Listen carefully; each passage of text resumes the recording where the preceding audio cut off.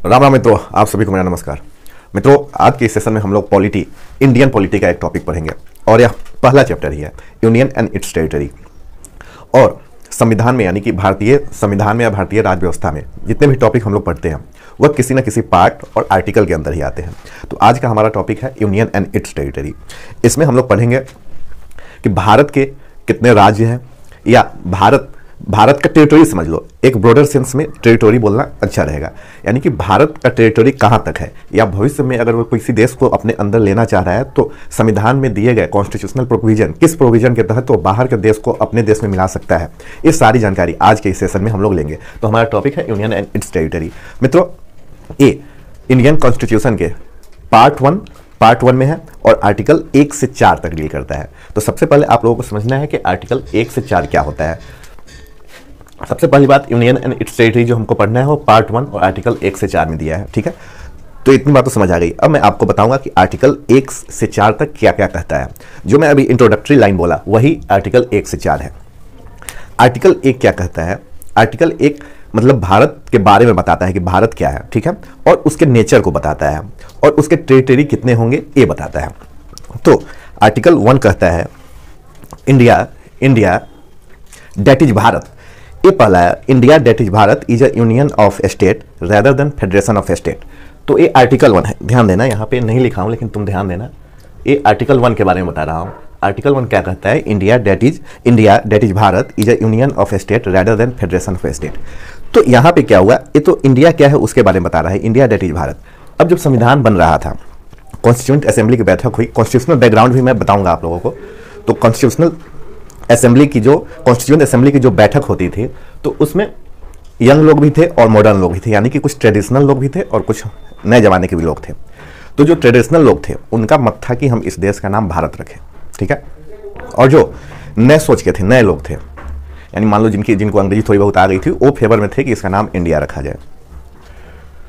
तो देखो, अब तुम्हारे घर में बड़े बुजुर्ग हो और छोटे हो तो उनके बीच में डिस्कशन होता है, तो दोनों को एक आपसी सामंजस्य बैठा के चलना होता है ताकि फ्यूचर में सब सही रहे।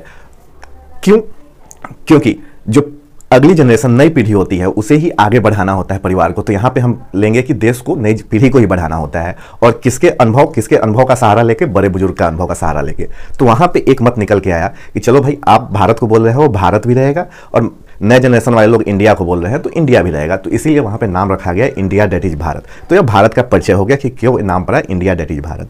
अब आ जाओ, अब इसका नेचर मतलब कैसा है? तो यूनियन ऑफ स्टेट है rather than federation of state. अब आपको दो सब पे ध्यान देना होगा, यूनियन ऑफ स्टेट और फेडरेशन ऑफ स्टेट।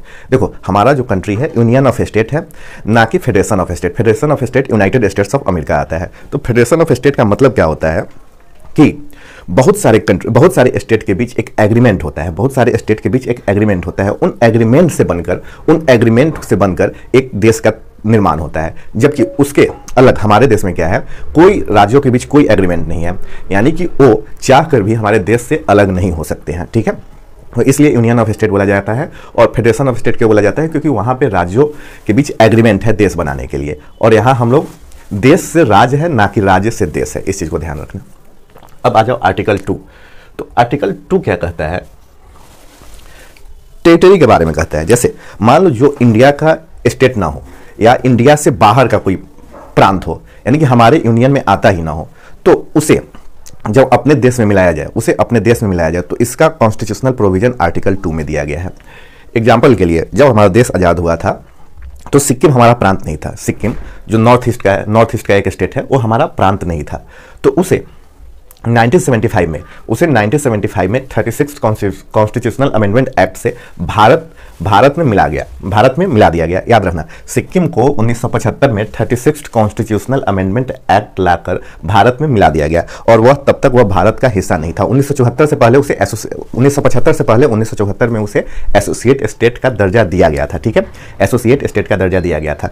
तो वो जब भारत से बाहर था और भारत में मिल गया, तो किस आर्टिकल का यूज करके मिलाया गया? तो मित्रों, आर्टिकल 2 का यूज करके मिलाया गया। यानी ऐसे कर सकते हो, जब जो कि यूनियन ऑफ स्टेट का हिस्सा ना हो और उसे भारत में मिलाना चाहे तो हमें आर्टिकल 2 का मदद लेना पड़ेगा, ठीक है। अब आर्टिकल 3 आ जाओ। मित्रों, आर्टिकल 1 हम लोगों ने जान लिया, आर्टिकल 2। अब आर्टिकल 3 क्या कहता है? जैसे आर्टिकल 2 तो बाहरी के लिए है और आर्टिकल 3 अंदर के लिए है, यानी इंटरनल मैटर के लिए है। यानी कि मान लो कि हमारे देश में अभी फिलहाल कितने राज्य हैं? असम, बिहार ऐसे करके राज्य है और यूटी है। तो इन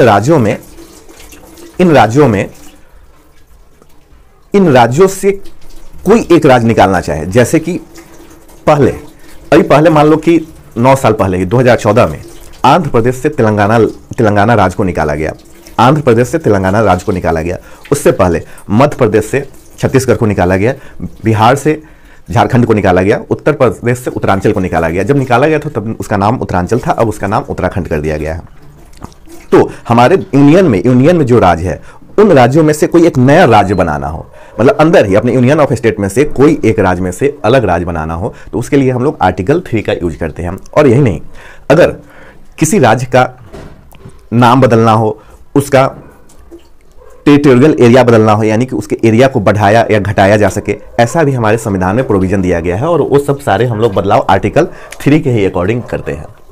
ठीक है, तो यहां तक अब तक तो क्लियर हो गया कि आर्टिकल 1 क्या कहता है। आर्टिकल 1 कहता है India that is Bharat is union of state rather than federation of state. ठीक है, और आर्टिकल 2 पार्लियामेंट को, और इस सारे पार्लियामेंट को ही पावर है। आर्टिकल 2 पार्लियामेंट को यह पावर देता है कि वो बाहर के किसी राज्य या देश को, इंडिया से बाहर किसी देश को अपने टेरिटरी में मिला सकता है, या आर्टिकल 2 बताता है। आर्टिकल 3 क्या बताता है कि हमारे देश के अंदर के राज्य का बंटवारा अगर करना हो या उसकी एरिया को बढ़ाना घटाना हो, तो वह आर्टिकल 3 के द्वारा किया जाएगा। और यह सारे काम पार्लियामेंट के द्वारा किया जाएगा, यानी आर्टिकल 2 और आर्टिकल 3 का काम पार्लियामेंट के द्वारा ही किया जाएगा।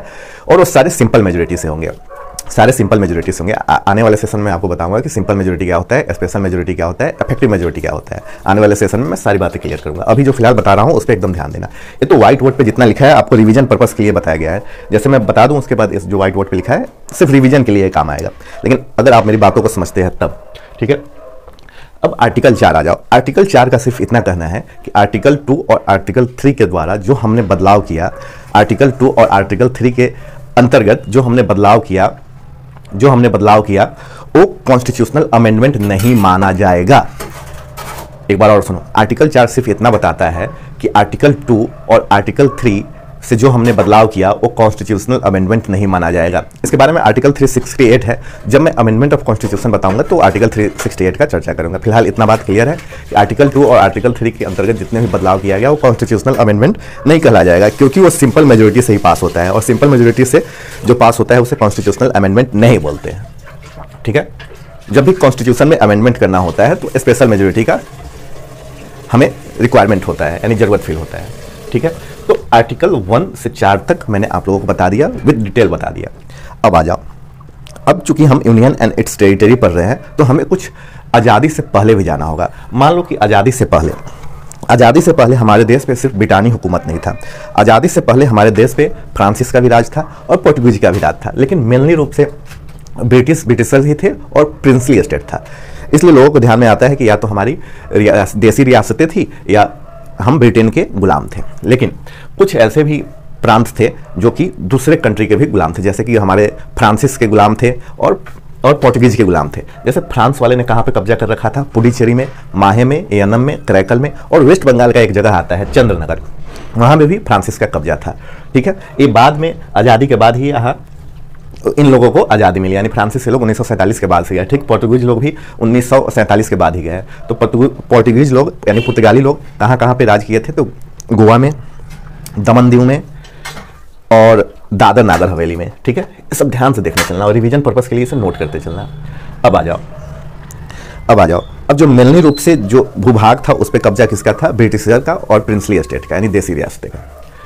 तो उस समय आज़ादी से पहले जो देसी रियासतें थी 565 थी आज़ादी से पहले। अब आज़ादी से पहले मेरे बोलने का मतलब है कि उस समय पाकिस्तान का बंटवारा नहीं हुआ था। पाकिस्तान और भारत और बांग्लादेश ये सब अखंड भारत के हिस्सा थे, जो भविष्य में हमें किसी तरह प्राप्त भी करना है।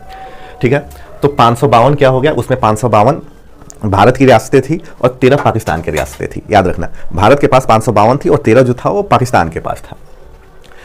और ब्रिटेन के पास 15 प्रांत थे। 15 प्रांत थे, ठीक है।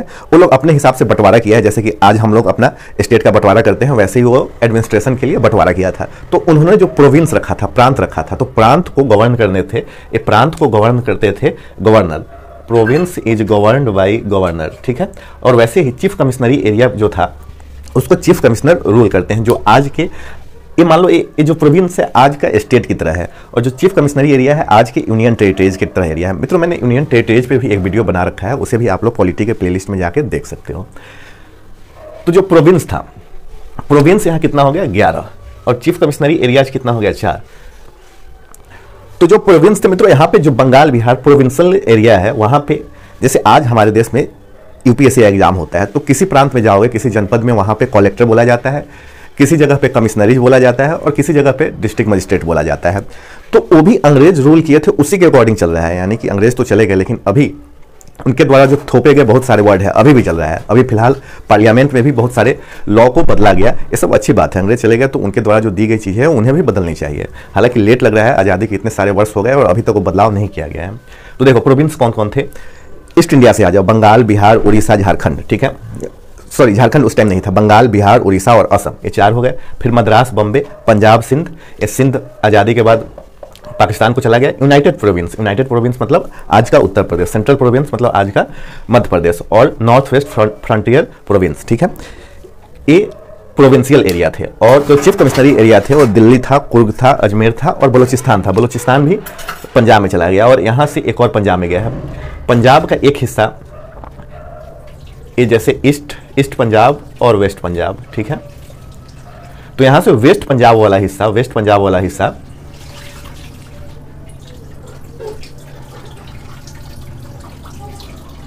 ये बंगाल से उल्टा करना। जैसे बंगाल के 2 पार्ट थे, ईस्ट बंगाल और वेस्ट बंगाल। वेस्ट बंगाल जैसे आज हमारे हिस्सा में है और ईस्ट बंगाल पाकिस्तान में चला गया था, वैसे ही ईस्ट पंजाब हमारे हिस्सा में रह गया और वेस्ट पंजाब पाकिस्तान के हिस्सा में चला गया, ठीक है।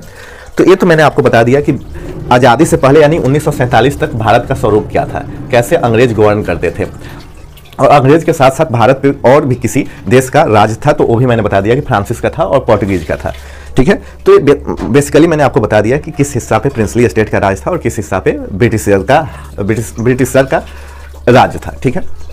अब 1947 यही समय आता है अपना, आज़ादी का समय आने लगता है, यानी कि कॉन्स्टिट्यूएंट असेंबली की तो निर्माण हो चुकी थी 1946 में ही, और इसी समय 1947 का दौर आता है और अपने पास मिलता है इंडियन इंडिपेंडेंस एक्ट, ठीक है, ये वाला चीज। तो इंडियन इंडिपेंडेंस एक्ट 1947 आता है, ठीक है। तो उसमें जो हमारी देश थी, क्योंकि पाकिस्तान बनने की मांग तो पहले से होती आ रही थी, तो अंग्रेज ने भी इसका फायदा उठाया कि अखंड भारत को खंड खंड कर दिया जाए। तो उन्होंने इंडियन इंडिपेंडेंस एक्ट में हमें 3 ऑप्शन दिया। पहला 3 ऑप्शन, इंडिया बनाने का, पाकिस्तान बनाने का, ठीक है, इंडिया बनाने का, पाकिस्तान बनाने का। और वो मैप उन्हीं के द्वारा, ब्रिटिशर के एक अधिकारी के द्वारा ये लाइन जो खींचा गया था कि कौन सा हिस्सा पाकिस्तान में जाएगा, कौन सा हिस्सा इंडिया में जाएगा।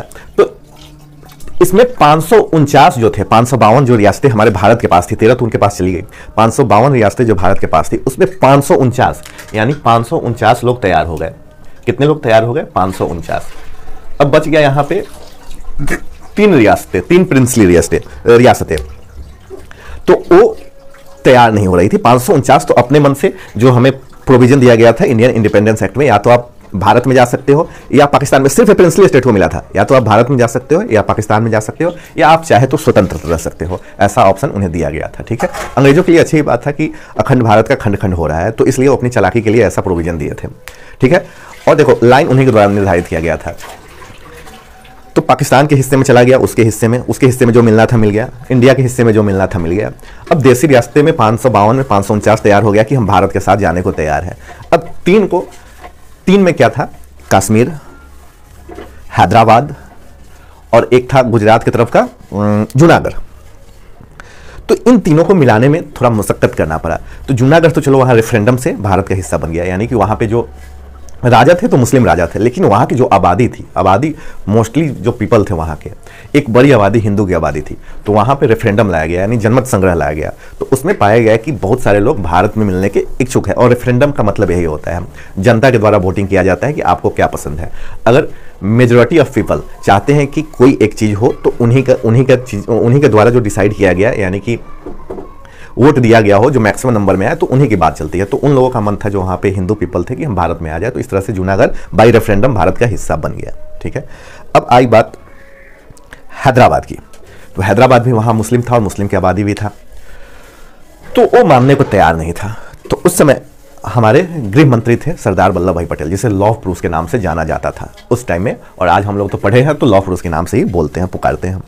तो उन्होंने एक आर्मी कैंपेन चलाया और उस ऑपरेशन का नाम था ऑपरेशन पोलो, और उस ऑपरेशन पोलो के तहत हैदराबाद को भारत का अभिन्न हिस्सा बनाया गया। ठीक है, अब एक बच गया कश्मीर।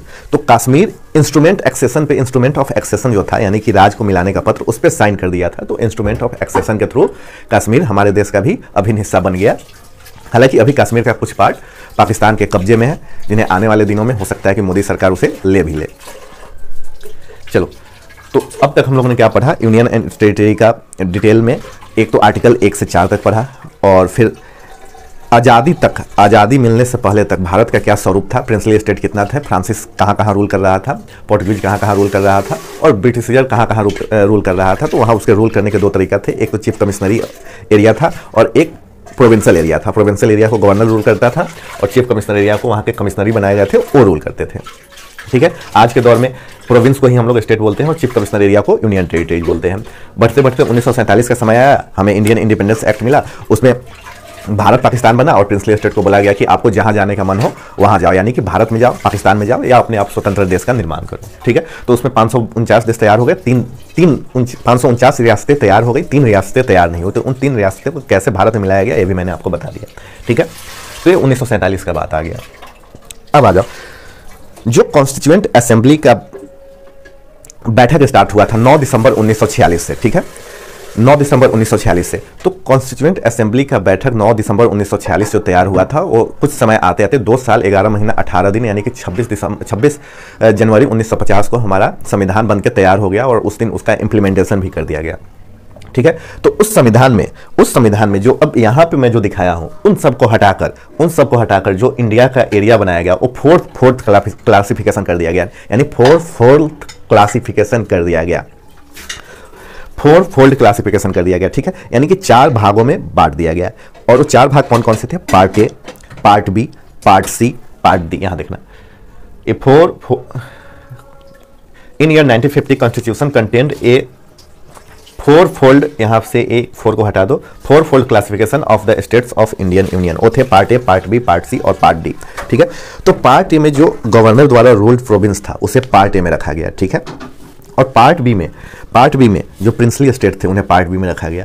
पार्ट सी में जो चीफ कमिश्नरी एरियाज थे, उन्हें पार्ट सी में रखा गया। पार्ट डी में सिर्फ एक को रखा गया, अंडमान एंड निकोबार आइलैंड। ठीक है, तो एक बार और मैं बोल देता हूं, 1950 में जब हमारा संविधान बनकर तैयार हो गया, तो हमारे यूनियन में कितने राज रहेंगे, कितने टेरिटोरी रहेंगे, बहुत सारे थे पहले से, उनको सिर्फ 4 भागों में, यानी कि 4 फोल्ड क्लासिफिकेशन कर दिया गया, 4 भागों में बांट दिया गया, part A, part B, part C, part D. और इन चारों को मिलाकर 29 बने। पार्ट ए में 9, पार्ट बी में भी 9, पार्ट सी में 10 और पार्ट डी में सिर्फ 1, यानी 9, 9, 18, 10, 28 और 1, 29। पार्ट ए में क्या थे, सिर्फ प्रोविंस वाले एरिया थे, प्रोविंस वाले थे, यानी कि ब्रिटिशर जहां पे राज करते थे प्रोविंशियल एरिया में, उसको पार्ट ए में रखा गया। पार्ट बी में प्रिंसली स्टेट को रखा गया। पार्ट सी में कमिश्नरीज एरिया को रखा गया, और यहाँ पे 10 कमिश्नरी एरियाज बनाया गया, और पार्ट डी में अंडमान निकोबार आइलैंड बना। ठीक है मित्रों, जब देश आज़ाद नहीं हुआ था, उस समय ही कांग्रेस लोग डिमांड करने लगा था कि भाषा के आधार पे राज्य बने। ठीक है, भाषा के आधार पे एक राज्य बने, यानी कि जो देशों का बंटवारा हो वो भाषा के आधार पे हो, और जो अंदर राज्य बने और राज्यों का गठन भी भाषा के आधार पे हो। ये कांग्रेस का एक समय 1946 में हुए आम चुनाव में उसका जो मैनिफेस्टो आज के डेट में निकलता है, तो उसका इलेक्शन मैनिफेस्टो में भी एक पॉइंट था कि हम राज्यों का गठन करेंगे तो भाषा के आधार पे। हालांकि जब देश आज़ाद हुआ तो इस स्टैंड से वो पीछे हट गया, लेकिन हमारा देश तो काफ़ी बड़ा था, और जब कांग्रेस की ही मांग थी तो बहुत सारे लोगों को ये चीज़ पता लग गई होगी कि हमारे देश के राज्यों का गठन भाषा के आधार पे होनी चाहिए। और देश आज़ाद होने के बाद कांग्रेसी लोग पूरे थे ही, कांग्रेस लोग का कहना था कि नहीं, जो देश के राज्यों का गठन होगा वो भाषा के आधार पे नहीं, वो एडमिनिस्ट्रेटिव बेस पे होगा, यानी कि हम कैसे राज्य को चलाए एडमिनिस्ट्रेशन बेस पे होगा, ना कि लिंग्विस्टिक बेस पे होगा, ऐसा कांग्रेस का कहना था। ठीक है, लेकिन जब कोई एक चीज की मांग उठ जाती है तो फिर मांग को दबाना काफी मुश्किल हो जाता है। तो इसके लिए लिंग्विस्टिक कमीशन का, तो देश हमारा आज़ाद हो गया था 1947 में, और 1947 में आज़ाद हो गया था, और 26 जनवरी 1950 को संविधान भी इम्प्लीमेंट हो गया था। और उस संविधान में जो हमारी आज़ादी से पहले जितने भी हमारे भूभाग थे, यानी टेरिटरी थे या स्टेट थे, उसके लिए 4 फोल्ड क्लासिफिकेशन कर दिया गया था। लेकिन जब से देश आज़ाद हुआ तब से भाषाई आधारों पे, मतलब भाषा के आधार पे भी राज्यों के गठन की मांग उठने लगी। ऐसा क्यों था? क्योंकि 1946 में एक आम चुनाव हुआ था भारत में आज़ादी मिलने से पहले। उसमें कांग्रेस ने अपने मैनिफेस्टो में रखा था कि हम राज्यों का गठन करेंगे तो भाषा के आधार पर करेंगे। लेकिन जब देश आज़ाद हुआ तो अपने स्टैंड से पीछे हट गए और उन्होंने कहा कि नहीं, एडमिनिस्ट्रेटिव बेस पे ही राज्यों का बंटवारा होना चाहिए या राज्यों का गठन होनी चाहिए। तो लेकिन आम जनमानस में यह तीव्र गति से फैलने लगा। किसका मांग कि नहीं, हमें भाषा के आधार पे ही राज्य मिले, यानी कि जिसका जो भाषा, एक तरह की भाषा, यानी कि मान लो कि जो तेलुगु बोलने वाले लोग हैं उनके लिए तेलुगु लैंड, जो तमिल बोलने वाले लोग हैं उनके लिए तमिल लैंड, जो मराठी बोलने वाले हैं उनके लिए मराठा लैंड, जो गुजराती बोलने वाले हैं उनके लिए गुजरात, ऐसे करके मांग उठने लगे। तो इस मांग को, क्योंकि हमारा देश एक डेमोक्रेटिक कंट्री है, ठीक है, और लोक हित कल्याणकारी है, ठीक है, यानी कि एक वेलफेयर कंट्री है। नेचर जो हमारे कंट्री का है वेलफेयर कंट्री है और इसका डेमोक्रेटिक कंट्री है। तो इसमें सारे लोग को, यानी कि जो शून्य से शिखर तक बैठे हुए लोग हैं, इन सब का ध्यान रखना होता है। तो जब लोगों का मांग तीव्र होने लगा तो लिंग्विस्टिक प्रोविंस कमीशन का गठन किया गया, और पहला जो एक कमेटी था लिंग्विस्टिक प्रोविंस कमीशन का, वो एस.के. धर कमीशन था। एस.के. धर कमीशन, अब इसको एस.के. धर कमीशन क्यों बोलते हैं? क्योंकि इस कमीशन में 3 आदमी थे, और 3 आदमियों में जो लीड कर रहा था इस कमीशन का, उनका नाम था एस.के. धर। बाकी 2 लोग थे जगत नारायण लाल और पन्ना नारायण लाल, ठीक है। तो इसमें क्या हुआ कि जून 1948 में यह रिपोर्ट बनना तैयार हुआ, और दिसंबर 1948 में यह रिपोर्ट सौंपी गई। तो इसमें भी जो लोगों की मांग थी कि भाई भाषा के आधार पर राज्यों का गठन किया गया, उस बात को यह कमीशन ने नकार दिया, पूरी तरह से खारिज कर दिया, ठीक है। अब इसके बाद भी लोगों का मांग कम होने का नाम नहीं ले रहा था। नहीं, लोगों में मांग यह थी कि भाई इस रिपोर्ट को खारिज किया जाए और हमें भाषा के आधार पर राज्य मिले ही। तब एक JVV कमेटी बनाया गया। उस कमेटी में भी 3 लोग थे, J से जवाहरलाल नेहरू, V से वल्लभ भाई पटेल और P से पटाभी सीतारमैया। तो यह दिसंबर 1948 में यह रिपोर्ट, यानी कि इसका केस का स्टडी होना स्टार्ट हुआ, और अप्रैल 1950 में इस कमीशन ने भी अपना रिपोर्ट सौंप दिया। तो इस कमीशन ने भी बताया कि नहीं भाई, भाषा के आधार पर तो हम राज्यों का गठन नहीं कर सकते हैं, गठन करना है तो एडमिनिस्ट्रेशन के बेस पे ही करेंगे। तो इस तरह से 2 कमीशन ने नकार दिया, ठीक है। ये 1949 की बात है। अब 26 जनवरी 1950 को संविधान लागू हो गया, और उस संविधान के अकॉर्डिंग जो हमारे देश के जितने भी भूभाग थे आज़ादी से पहले, उनको 4 फोल्ड क्लासिफिकेशन में एक तैयार कर दिया गया। इन 4 फोल्ड क्लासिफिकेशन में बैठा दिया गया, जिसमें प्रोविंस थे, प्रिंसली स्टेट थे, और कमिश्नरी थे, और एक अंडमान निकोबार आइलैंड था, उसे part A, part B, part C, part D दिया गया। तो ठीक है, तो अब समय आता है 1950 के बाद 1952।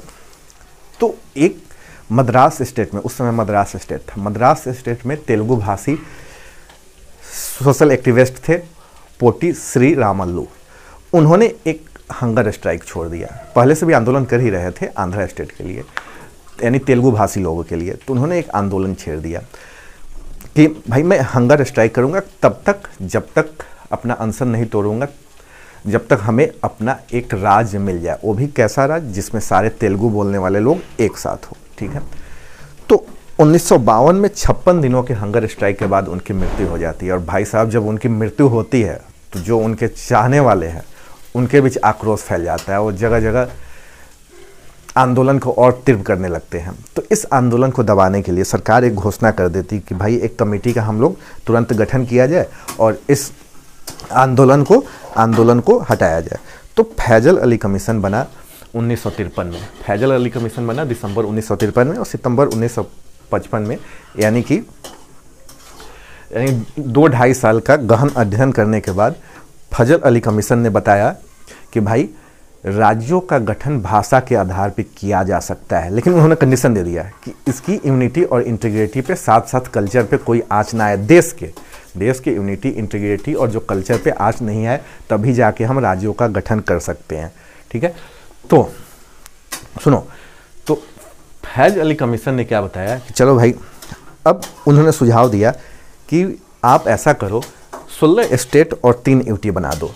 ये जो 4th क्लासिफिकेशन है, लेकिन इसको क्वेस्ट कर दो, इसको मतलब निरस्त कर दो, यानी 4th क्लासिफिकेशन को बंद कर दो और 16 स्टेट 3 यूटी बना दो। ठीक है, तो इस बात को लोगों ने मान लिया और इसके 1 साल के बाद स्टेट रीऑर्गेनाइजेशन एक्ट बना, जो कि 1956 में आया था और जिसे हम 7वां कॉन्स्टिट्यूशनल अमेंडमेंट एक्ट भी बोलते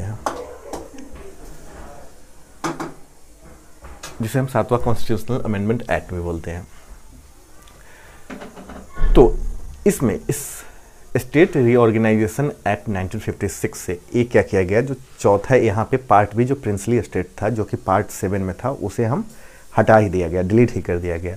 और 1 नवंबर 1956 को 14 स्टेट और 6 यूनियन टेरिटरी बनाने पे मुहर लग गया, यानी कि 14 भारत में 1 नवंबर 1956 को 14 स्टेट और 6 यूनियन टेरिटरी होगा।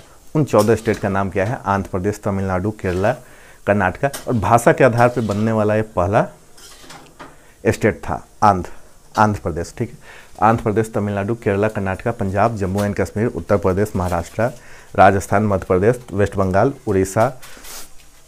उड़ीसा, बंगाल और बिहार। और 6 यूटी था, दिल्ली, मणिपुर और अंडमान निकोबार आइलैंड। और जो फैज अली कमीशन था, सिर्फ इस 3 यूटी को बनाने की सुझाव दिया था, जो बाद में 6 यूटी बन गया। और 3 के बाद त्रिपुरा, हिमाचल प्रदेश, और 6वां क्या था? Lakshadweep, Minicoy and Amindivi island.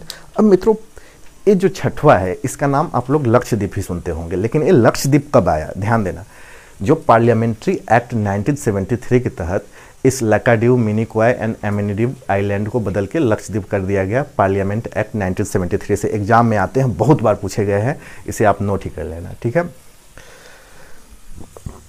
तो स्टेट रीऑर्गेनाइजेशन एक्ट बना और इसके थ्रू कहा गया कि भाई हम भाषा के आधार पर राज्यों का गठन कर सकते हैं। तो इसके बाद आंध्र प्रदेश के बाद और सारे जो लोकल लैंग्वेज बोलने वाले थे, जैसे मराठी थे, पंजाबी थे, इन लोगों का भी मांग उठने लगा कि हमें भाई सेपरेट स्टेट मिलना चाहिए।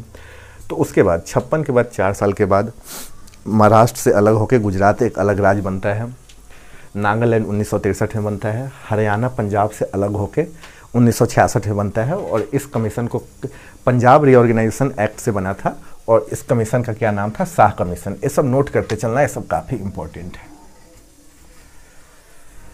अब उसके बाद हिमाचल प्रदेश, जो कि यूटी था, यूटी को स्टेटहुड का दर्जा दे दिया गया 1971 में। और मणिपुर, त्रिपुरा, मेघालय, इन तीनों को 1972 में स्टेटहुड का दर्जा दे दिया गया। मित्रों, यहाँ मेघालय जो है असम से निकल के बना था, 1972 में एक स्टेट बन गया। सिक्किम, जिसे आर्टिकल 2 की मदद से भारत का हिस्सा बनाया गया, ये संविधान के 36वें कॉन्स्टिट्यूशनल अमेंडमेंट करके सिक्किम को भारत का इंटीग्रल पार्ट बना दिया गया। अरुणाचल प्रदेश, गोवा और मिजोरम को 1987 का भारत का ये राज्य बना और इस तरह से भारत में 24 राज्य, अब 25 राज्य भारत में बन चुके थे, अरुणाचल प्रदेश, गोवा और मिजोरम को लगाकर। और मित्रों, अरुणाचल प्रदेश को जो राज्य बनाया गया, उस संविधान में 239A और आर्टिकल 239A और आर्टिकल 240 को अमेंड करके बनाया गया था। अब उसके बाद से तो आप लोगों को याद ही होगा, छत्तीसगढ़, झारखंड और उत्तराखंड, ये 2000 में छत्तीसगढ़ मध्य प्रदेश से अलग होकर बना 1 नवंबर 2000 को, उत्तराखंड यूपी से 9 नवंबर 2000 को अलग होकर बना और झारखंड बिहार से 15 नवंबर 2000 को अलग होकर बना। और मोस्ट रिसेंटली तेलंगाना आंध्र प्रदेश से अलग होकर 2 जून 2014 को भारत का 29वां राज्य बन गया। ठीक है, तो इस तरह से आपसे पूछे कि भारत में अभी कितने हैं, तो भारत में 29 राज्य है और 28 टेरिटरीज है। ठीक है, at present India have 29 states and 8 8 union territory. अब यहाँ पे ये देखो, अब 29 स्टेट ना होके 28 ही बोलेंगे। क्यों? क्योंकि जो JNK स्टेट था इसे तो हटा दिया गया है, JNK स्टेट को हटा दिया गया है। तो इस तरह से अभी भारत में ये 28 स्टेट बोलेंगे, भारत में 28 स्टेट बोलेंगे। और यूनियन टेरिटरी ये जो जम्मू एंड कश्मीर था इसको 2 यूटी बनाया गया, एक JNK और दूसरा लद्दाख। तो at present India have 28 states. ठीक है, इस बात को ध्यान रखना। तो मित्रों, आज के सेशन में हम लोग यूनियन एंड इट्स टेरिटरी को पढ़ा, जिसमें हम लोगों ने सीखा कि भारत को इंडिया दैट इज भारत क्यों बोलते हैं और इसका नेचर क्या है, यानी कि यूनियन ऑफ स्टेट क्यों है, फेडरेशन ऑफ स्टेट क्यों ना है, इसके विषय को भी हम लोगों ने बारीकी से पढ़ा। फिर भारत के बाहर के भूभाग को कैसे भारत में मिलाया जा सकता है, भारत के अंदर वाले राज्य को कैसे तोड़ा जा सकता है और उसके बाउंड्री को घटाया बढ़ाया सकता है।